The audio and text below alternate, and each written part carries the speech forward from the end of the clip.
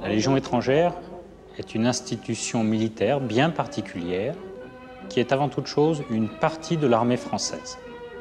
Elle a été créée le 9 mars 1831 lorsque Louis-Philippe Ier a accordé l'autorisation de créer une troupe composée d'étrangers pour servir à l'extérieur des limites continentales du royaume.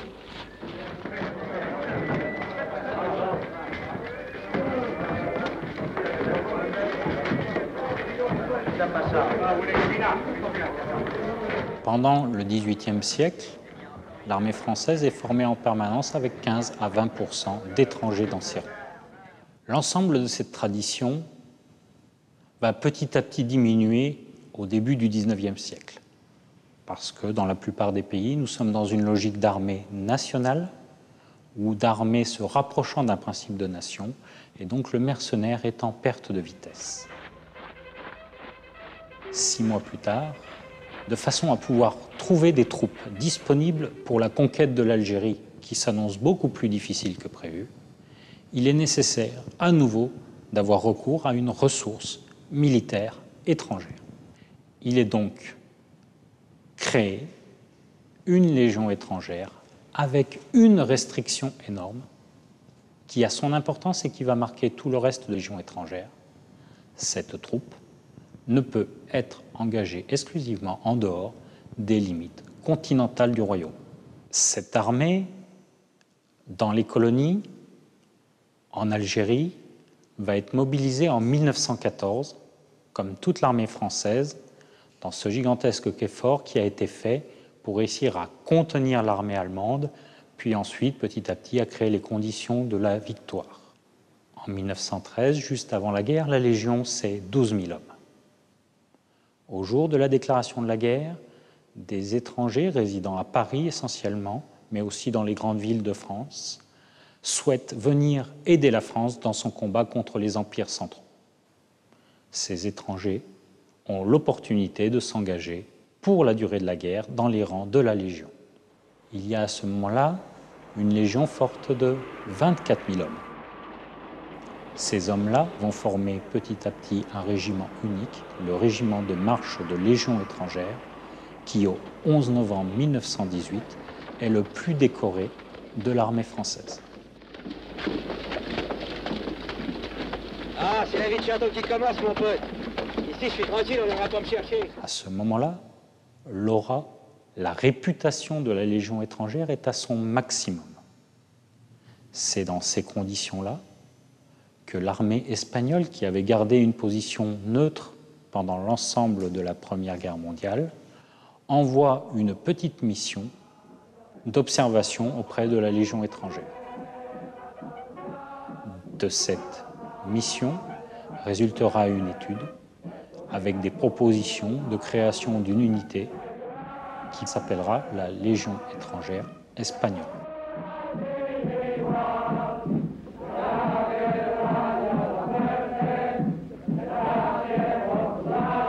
Alors, lorsqu'on parle de Légion espagnole, on a toujours tendance à rapprocher donc cette Légion espagnole de la Légion étrangère française.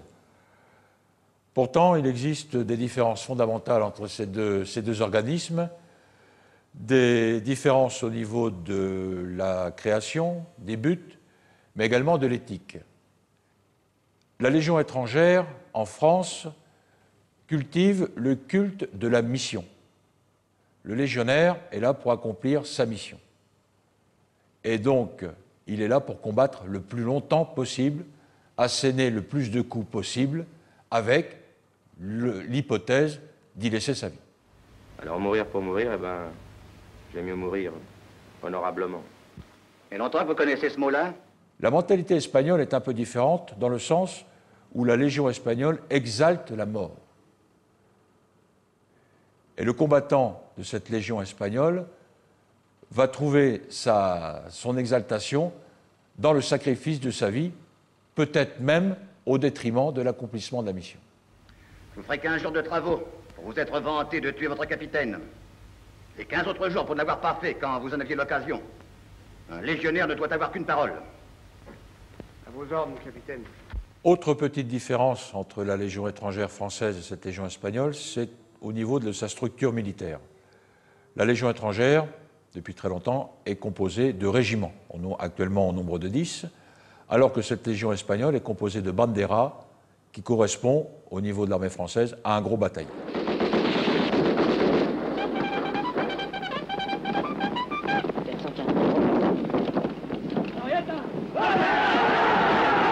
Alors, quant au film La Bandera, dans lequel a joué Jean Gabin, cette histoire correspond tout à fait à la réalité du moment, donc réalité qui était la guerre du Rif en 1925-26. Le Rif est un massif montagneux qui séparait la zone marocaine espagnole avec la zone française. Donc ces deux armées, l'armée espagnole et l'armée française, ont combattu donc côte à côte les troupes d'Abdelkrim. Et l'histoire racontée dans le film La Bandera est tout à fait une histoire plausible à cette époque-là. Et le scénario du film correspond tout à fait à une période, un combat tout à fait plausible dans le cadre de cette campagne du Rif. Toute une région du Rif est en révolte. Pendant des jours et des jours, un poste situé à 100 km d'ici dans la montagne peut tenir l'ennemi en échec. En attendant que la résistance soit organisée, il me faut 24 hommes pour occuper ce poste. J'ai sur vous tous les droits. Et ces 24 hommes, je pourrais les désigner d'office. Mais je veux des volontaires. Je veux des volontaires pour mourir. Le fortin où je vous envoie est celui d'où aucun de vos camarades n'est revenu vivant. Il me faut 24 hommes pour le défendre. Que ceux qui sont prêts à mourir sortent des rangs. Après l'ensemble de ces épisodes, nous arrivons historiquement et chronologiquement aux alentours des années 1938-1939. Dans ce cadre-là, la Légion étrangère, qui est forte à ce moment-là d'environ 22 000 hommes, va incorporer, entre le mois de mars 1939 et le mois de mars 1940, 20 000 nouveaux engagés volontaires, venant de tous les coins de la planète, mais surtout de l'Allemagne, et nous avons à ce moment-là affaire à une population juive, allemande ou autrichienne, qui vient dans les rangs de la Légion étrangère trouver les armes pour pouvoir se défendre contre la barbarie qui est en train de se mettre en place. Vous jetez fort. Oui. Bon. En 1945, le problème de la Légion étrangère va devenir l'Indochine. L'armée française ne souhaite envoyer là-bas que des soldats professionnels de façon à pouvoir ramener le calme dans cette colonie. Pour cela, le recours à la Légion étrangère est massif. Après l'Indochine, l'Algérie, un territoire que la Légion étrangère avait contribué à conquérir, mais aussi à mettre en valeur en y créant une ville notamment, sa ville, Sidi Bel Abbès. Initialement juste un marabout sur un morceau de python, devenu en 1962 une ville de 120 000 personnes, dont l'ensemble de l'infrastructure civile avait été créée par les légionnaires.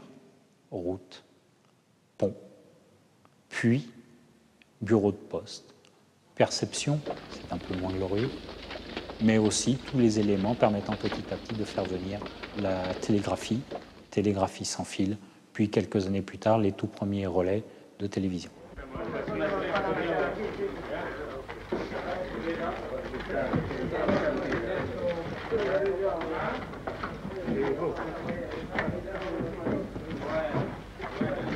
J'en ai marre. Je suis soldat, je suis pas terrassier. Quelques années plus tard, au Liban, lorsque Yasser Arafat se retrouve encerclé avec l'OLP par les blindés d'un général nommé Ariel Sharon, Yasser Arafat n'accepte d'être évacué que par le deuxième étranger de parachutiste qui s'était signalé par ses capacités militaires, mais aussi par son énorme discipline de feu dans le cadre des opérations de Colvézi.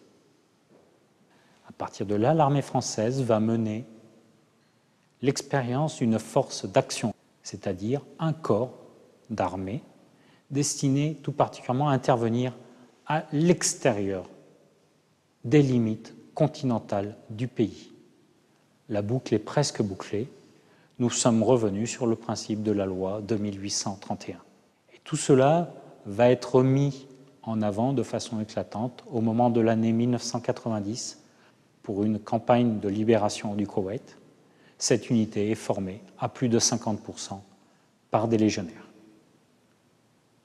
C'est la campagne dite Tempête du désert, avec une histoire désormais connue.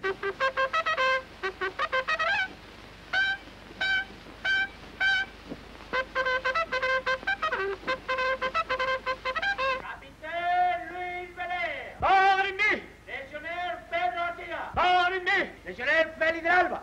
Mort ennemi. Légionnaire Francisco Velázquez. Mort ennemi. Légionnaire Fuente Valero. Mort ennemi. Légionnaire de première classe.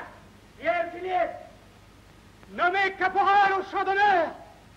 Mort ennemi. À travers ces diverses opérations, la Légion étrangère montre une capacité d'intervention très graduée et très nuancée.